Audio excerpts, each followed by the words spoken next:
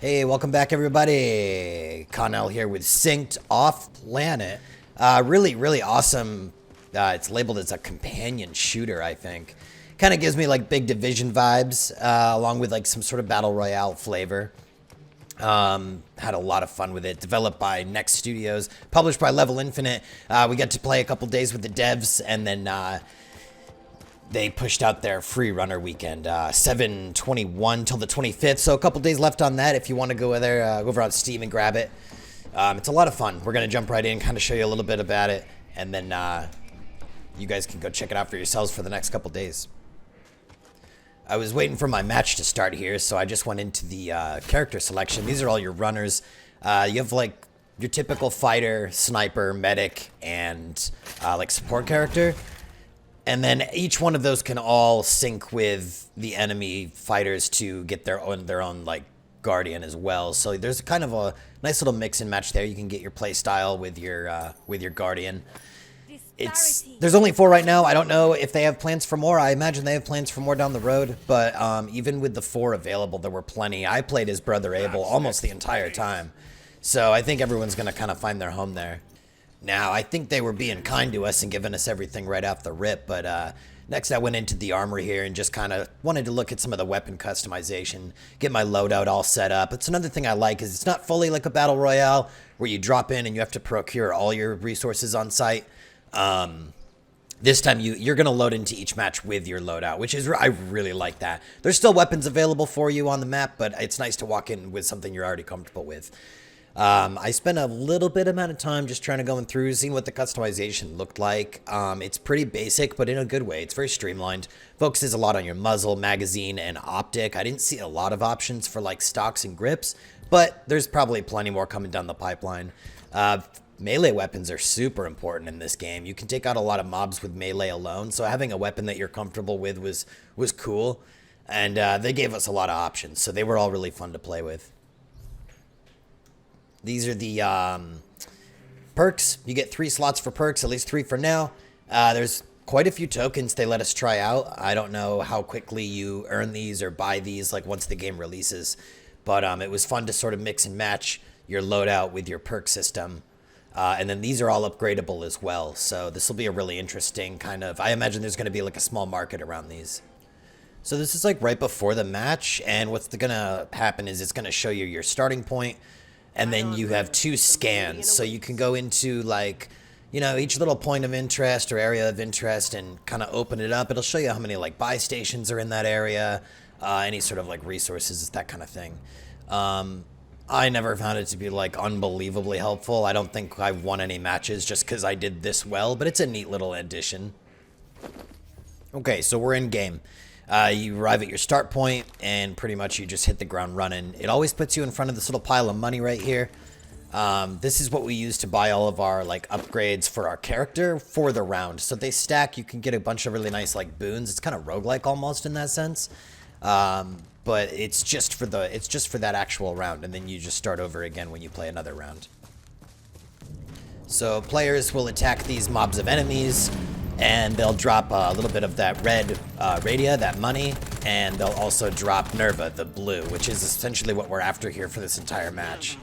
That's what we're all here for, one way or another. There, she just said it. To Haven and I'll make it worth your while. So you scoop up all your goodies, and you just kind of keep pushing around the map. These harvesters will eventually come falling in. There's 3 waves of them. And this is where, I wouldn't say it's so much a battle royale as it is like an area control. You're going to want to get in, secure the area, kind of like claim that harvester, and then let it run its course. So you just have to defend it. It really feels like a Division Dark Zone moment to me. Because people tend to congregate around those areas and fight over those harvesters. But those give you a ton of points. Those are your key to victory. Got the landing zone for the harvester. Get going. So there are our first harvesters coming in. So they just give you that dotted line. Again, just kind of that classic mini-map battle royale kind of look, just pointing you in the right direction to get you in circle. So you're not going to actually die to any sort of like storm or gas or anything like that, but basically the whole game moves into those circles once those harvesters land. That's where you want to be. So these are our opportunities to get our sync. I kill one right here. You sync with it, and this is what gets you your guardian. They're extremely helpful just in every fight. You can fight mobs with them. You can fight other primes with them. You can fight players with them. They're just very helpful to have around. You use your Q button to send them out, X to recall them.